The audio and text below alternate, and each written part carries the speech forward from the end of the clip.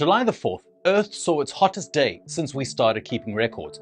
The global average temperature reached almost 63 degrees. In the US, the heat wave caused energy prices to spike in some places. The only ones who were happy about it were, of course, the solar system owners. For me, this begs the question, are hot summers good for solar panels? Hey, what's up? I'm Jason, and today we're going to be talking about the relationship between solar panels and heat.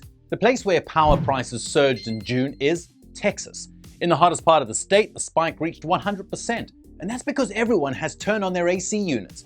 ACs need a lot of energy, and the Texas grid just couldn't handle it, and this led to power outages and a swift increase in electric rates in Texas. Prices reached $5,000 per megawatt hour, which is how much energy an average household uses per month. Texans that already have solar panels probably pat themselves on the shoulder this summer because they should feel that their investment in solar truly pays off. But is it true that solar panels work best during heat waves? Well, there's a lot to unpack here. The first point I want to make is that solar panels do work better in the summer. Since, of course, there is more sunlight, panels are active for longer and they produce more energy. On average, a PV system produces 50% more energy in June than in December. Now, some solar owners build a strategy around this production spike in summer. They add energy-hungry appliances to put extra energy to good use. In particular, a summer spike in the production of your home solar system often means that you can turn on an AC unit during the day without harming your bill. For example, a 7 kilowatt system in Texas would produce about 20 to 25 kilowatt hours of usable alternating current per day in winter. In summer, it would generate up to, say, 30 to 35 kilowatt hours. AC units range in power ratings from 500 watts to over 3,000 watts, but they need much less energy when they just maintain the temperature.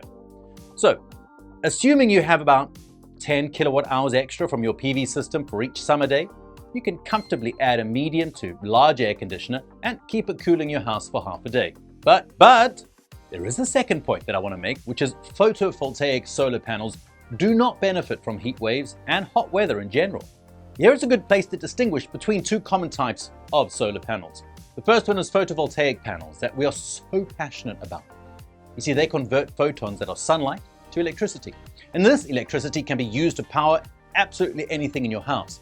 You could also send extra energy into the grid and get credits from your electric company. The second one are solar thermal panels. They absorb not just the sunlight itself, but the heat from the sun. This is an efficient and rather cheap way to heat water.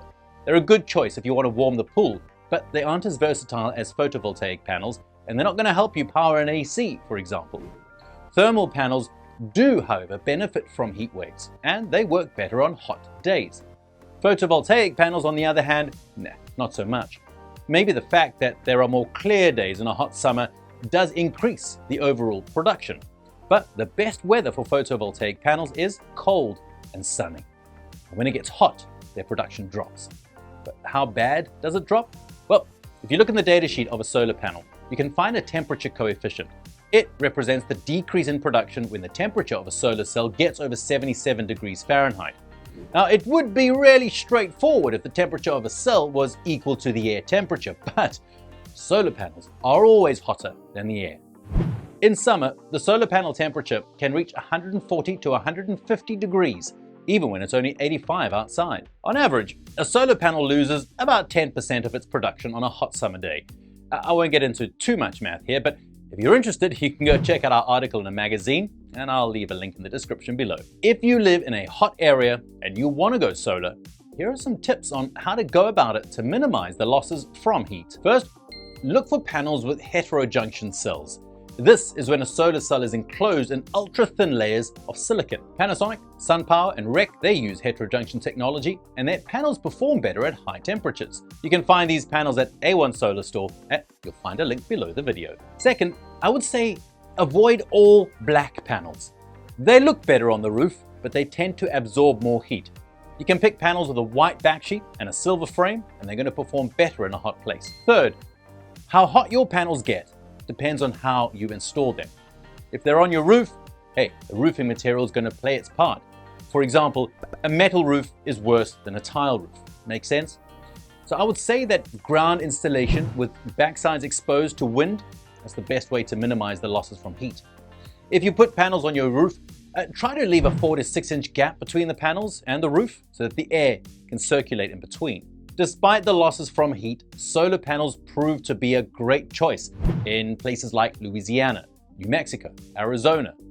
Texas is second among American states in overall production of solar energy. And experts say that by 2028, it's going to outpace California and become number one. So if you live in one of the southern states, don't hesitate to make use of all the sun that you have. Well, that's about it for this video. Please let me know what you think in the comments below. And hey, what are your thoughts on the recent heat waves? Is it really global warming? Well, come and check our blog, our socials, and of course, our store. I'm Jason, and I look forward to seeing you next time. Bye-bye.